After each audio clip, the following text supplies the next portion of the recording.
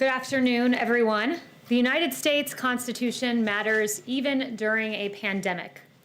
While Democrat politicians seek to impose draconian restrictions against their citizens, this past week, the Supreme Court of the United States had their say on New York State's capacity restrictions, which restricted the number of attendees allowed in places of worship, but not other government-deemed essential businesses. Justice Gorsuch in the ruling said this as he rolled back Governor Cuomo's restrictions on places of worship. He said, quote, "It is time, past time, to make plain that while the pandemic poses many grave challenges, there is no world in which the Constitution tolerates color-coded executive edicts that reopen liquor stores and bike shops, but shutter churches, synagogues, and mosques." Behind me, you will see displayed images of Democrat hypocrisy playing on loop. These images depict the following. They show Governor Gavin Newsom of California dining both maskless and indoors at the fancy French Laundry restaurant despite severe lockdown restrictions against indoor dining for the very people he governs. You'll see Chicago Mayor Lori Lightfoot celebrating in the non-socially distant streets of her city. You will see Speaker Nancy Pelosi indoors at a hair salon in San Francisco when salons in California were only open for outdoor services. And you will see CNN's Chris Cuomo staging his emergence from quarantine in a made-for-television moment, coming out of the basement, and this was after Cuomo was spotted breaking his brother, Governor Cuomo's quarantine rules to go for a bike ride in the Hamptons. Also notable is San Francisco Mayor London Breed, who followed Governor Newsom's lead in dining at the French Laundry with a group of 8 people. And finally, Los Angeles County Supervisor Sheila Kuehl dining outdoors at her favorite Santa Monica restaurant after voting to ban outdoor dining at 31,000 restaurants throughout LA, calling outdoor dining a most dangerous situation. Quite clearly, these Democrats do not follow their own edicts. They act in a way that their own citizens are barred from acting. Governor Cuomo's decision to impose restrictions on the size of religious gatherings was rebuked by the highest court in the land. But what was Cuomo's response? Instead of showing deference to the Constitution, he attacked the legitimacy of the court. Governor Cuomo said this, "You have a different court," and I think that was the statement that the court was making. "We know who he appointed to the court. We know their ideology." Well, in fact, the ideology of those on the Supreme Court who made the decision to support the First Amendment are in favor of freedom, the Constitution that survives even during a pandemic. This statement from Governor Cuomo strikes at the heart of the issue. Democrats seek control. These images behind me make clear Democrats' mindset. Rules for thee, but not for me. The president stands with you, your freedom, your ability to decide how to best protect your health. We all know how to protect ourselves from COVID-19, wash your hands, socially distance, wear a mask. But as one federal court put it, there is no pandemic exception to the Constitution. And with that, I'll take questions.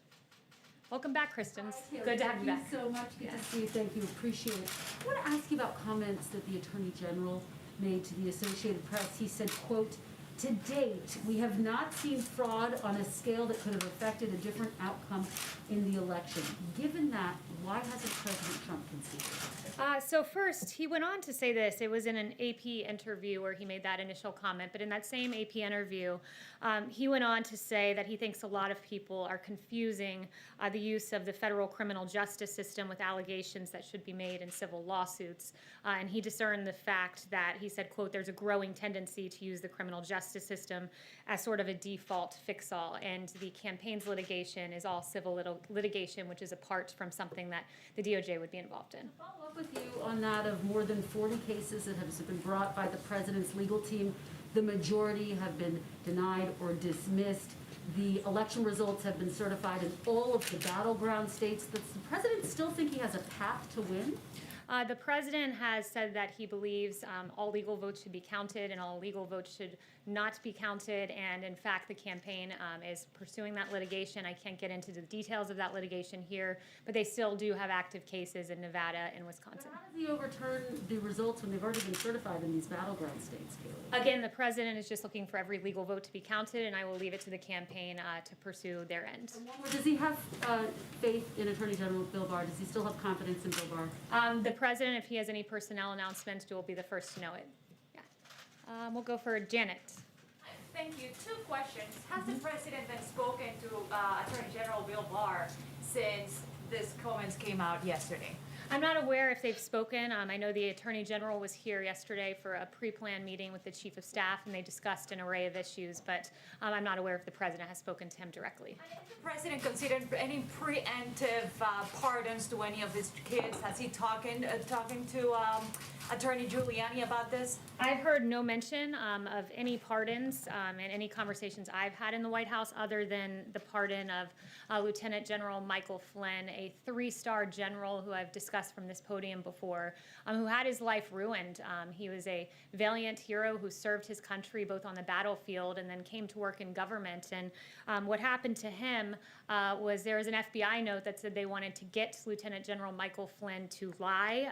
There then was a criminal leak of his identity in a phone call he had. He was told no lawyers were needed in the discussion the FBI was having with him. FBI investigators then after said they did not think that Lieutenant General Michael Flynn was lying, but yet he was still pursued in an unjust manner, and the government failed to provide the original FBI 302s from that interview. It was an egregious miscarriage of justice, and we're finally glad that justice was served for a war hero, Lieutenant General Michael Flynn. David. Is the president planning to announce his 2024 candidacy in a formal event here at the White House before January 20th or even on January 20th? I've not heard any discussions of that. I'm aware of the reporting, but the president's campaign is currently pursuing active litigation, and that is the focus, at least at the moment. You heard his comments last night. It sounds like he's planning to run again. Do you know if that's a fact? I haven't spoken to him about that again. His campaign is pursuing litigation. I would redirect you to the campaign. Yeah. Yes. Mark Meadows has been meeting with Commissioner Hahn. What is being discussed? And also, did the White House get a heads up that the UK was going to be approving the Pfizer vaccine? I'm not aware of any heads up that we were given, but what I will say about Dr. Hahn is it is par for the course for the Chief of Staff to meet with him as we're trying to save American lives with a vaccine in record time. In fact, 2 vaccines, not only a vaccine in record time.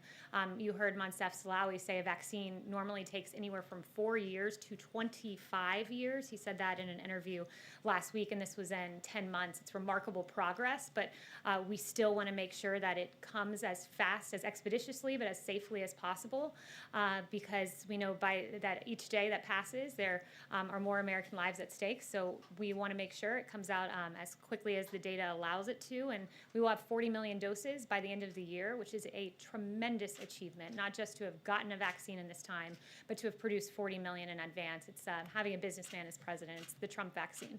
Yes, Justin. Thanks. I had a couple policy things, but first I just wanted to go back to what you said about personnel. Right before the election in a rally, the president suggested that he might fire Dr. Fauci after the vote had happened. And so I was wondering if you could comment on what Dr. Fauci's status is and if you have any.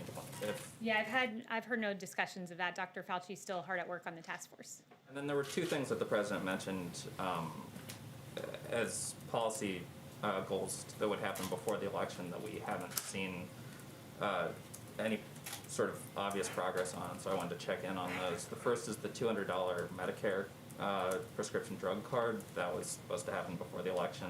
It seems to have sort of vanished, so I was wondering if you could give an update on that. Let me follow up with the Chief of Staff on that. I haven't heard any current discussions about it, but I will follow up with you. He had also promised an immigration order, an executive order on immigration that would protect dreamers. Again, he promised that before the election. Do you have any update? He put forth many different immigration packages on HB1 visas and others to protect American workers. I'll circle back, but there were many iterations of immigration EOs prior to the election. Is that work progressing at this point, or have you sort of thrown in the towel? I think right now the focus is making sure that there is stimulus relief for Americans who are hurting right now. So that is the current active policy priority that we are working on moment by moment, along with COVID. Yes.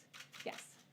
Kayleigh, as demonstrated by the large red ribbon out around the White House, yesterday was World AIDS Day. The president issued his proclamation yesterday, but consistent with his previous 3 proclamations, omitted any reference to LGBTQ people, even though they bear the brunt of HIV/AIDS. The president included a reference to racial and ethnic minorities, so why not LGBTQ people? The president honored World AIDS Day yesterday in a way that no president has before, with the red ribbon there, and I think that he commemorated the day as he should have. Why there's no reference to LGBTQ people in the Charlotte. proclamation? It's not Charlotte, go ahead. Thanks, Kayleigh. I wanted to ask about Section 230. Is President Trump willing to allow a government shutdown over that in the National Defense Bill? The president has made clear the importance of 230, and I would point you to his tweet about how that pertains to the NDAA. One thing I would say, when you look at 230, just to explain for the American public exactly what that is, it's essentially a shield that is given to social media networks because they claim to be the public square. But in the case of Twitter, Twitter has become a publisher, choosing to fact check certain content. And when you're a publisher, there are certain responsibilities with that. You should not be immune from liability. And when you look at what Twitter has done on the Ayatollah Khomeini, we were just looking at his Twitter account before coming out here, and just a few weeks ago, the Ayatollah Khomeini of Iran tweeted, quote, "Why is it a crime to raise doubts about the Holocaust?" Something not worthy of a flag by Twitter, which is despicable when you think about it. Also, the Ayatollah has tweeted that Israel is a deadly cancerous growth that should be uprooted and destroyed, something that Twitter did not deem worthy of flagging or blocking in its entirety. And in fact, Twitter executives defended that move in front of the Knesset. This is a very important issue, one that there's even bipartisan agreement that something needs to be done. So the president will be unashamed in fighting against that kind of vitriol that we see and very hateful language that Twitter is publishing. Kristen. Thank you, Kayleigh. Just one more question about Section 230. The Democratic chairman of the House Armed Services Committee, he put out a statement essentially saying that these two things are not related, Section 230 and something as big and important for our national security as the NDAA. So I just want to be clear here, is President Trump seriously considering and talking about vetoing the NDAA over Section 230? Yes, the president is serious about it, and I noted, when you have other world leaders that are making calls for genocide and Twitter not finding that worthy of flagging or blocking. Beyond that, you look at China, who's putting out disinformation. China tweeted out, I believe it was 6 days ago, I think it was November 25th, that COVID-19 did not originate in Wuhan, something that was not deemed worthy of flagging by Twitter. There are real grave concerns here, and the president stands by that. And it also is worth noting that the president will always defend our military, ensure that we get adequate defense funding, as he's gotten $2.9 trillion so far. But he is going to put the pressure on Congress to step up on this. And one more question about Attorney General Bill Barr's comments. I believe you said that you're not sure if President Trump and the Attorney General have spoken since he made those comments. Was that right? Yes, I'm not sure if they've spoken. But can you at least tell me, was President Trump upset when he heard the Attorney General say that he has not seen or the DOJ has not uncovered evidence of widespread voter fraud enough to overturn the outcome of the election? I haven't spoken with the president specifically about AG Barr or that comment. And I would also just point everyone to the revised, or the supplemental, I should say, not revised, comment that was put out by AG Barr in the wake of media reporting that seemed to misconstrue his statement. He said that some media outlets have, not he, I should say, the DOJ spokesperson, some media outlets have incorrectly reported that the department has concluded its investigation of election fraud and announced an affirmative finding of no fraud, and that is not what the AP reported nor what the AG stated. I think a lot of the media didn't read beyond that one comment to the civil part versus the criminal part. Well, I think maybe the discrepancy is, you have members of the Trump campaign coming forward and saying that there is hard evidence of widespread voter fraud enough to overturn the outcome of the election, and then you have the nation's top law enforcement officer, the Attorney General, saying if there is, he hasn't seen it. Well, the Attorney General was speaking to what has come before his desk, and again, I'd point you to the campaign for specific questions on this, but I would just say generally they are pursuing civil litigation, which in fact the Attorney General explicitly said some of this is meant more for civil litigation, which is what the campaign is currently pursuing. Kevin. Kayleigh, is the president seriously considering skipping the inauguration? I'll leave that to the president to make his announcement. He tweeted something to the effect of he knows what his decision is and he'll make his decision at the right time. Rationale could he possibly have for skipping? I'm not going to speculate on the president's decision. I'll leave that to him to announce it. Just one follow-up. There was a report yesterday on federal officials investigating a potential bribe for pardon scheme. Has anybody at the White House been questioned by federal law enforcement officials regarding potential bribes for a pardon? No, and in fact, a DOJ official said yesterday that no government official was or is currently a subject or target of the investigation disclosed in this filing. Yeah, Andrea. So thanks for my question. I wanted to ask about FBI Director Wray. Though it looks like President-elect Biden wants to keep him in the job, does that change the president's perspective on FBI Director Wray, and does he retain full confidence in him? No, I have just a quick follow-up. Yeah, he's made no assessments, and at least in my presence, about that. And if we have any personnel announcements, we'll let you know. Okay, great. Can I just follow up on the vaccine issue? You said 40 million doses. I recall the president saying, and perhaps even you saying, that you were looking for 100 million doses by the end of the year. That 40 million is quite a bit short. So can you just clarify that number? So there are currently 6 vaccines that we have identified as vaccines that we were hopeful would come to fruition. And with several of those, if not each of them, I can follow up with you on the exact number.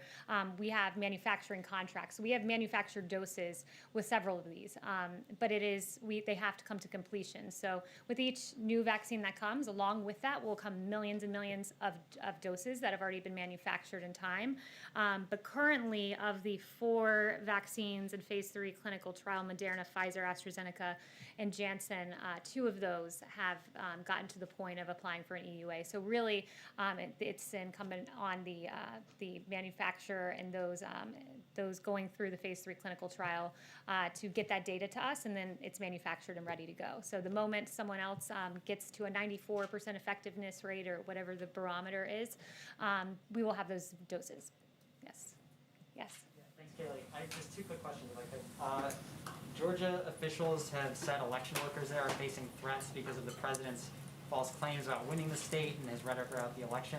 Does the president condemn threats against election workers, or does he take any responsibility for those threats? We condemn any threats against anyone. There's no place for violence. What I will say, though, too, is that the president's lawyers, they were doxxed by a left organization. Their private information put out, so we're seeing that happen to people on both sides of the argument, and there's no place for that ever anywhere. And then just real quick, the CDC director today said that the next few months could be among the worst public health months in American history.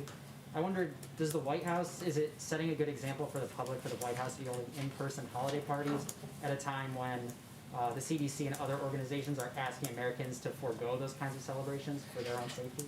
Yeah, so, if you can loot businesses, burn down buildings, engage in protest, you can also go to a Christmas party. You can celebrate the holiday of Christmas, and you can do it responsibly, which is why the East Wing has noted that they'll have smaller guest lists, masks are going to be available, social distancing is going to be encouraged, hand sanitizing stations, among other measures. But we will engage in the celebration of Christmas, and there will be a Hanukkah celebration as well. Yes. Yes, Meredith.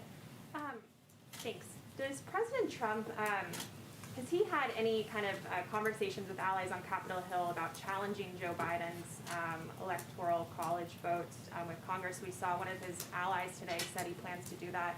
Is that a conversation that the president's had at all? Not that I'm aware of. Inez. Oh, yes.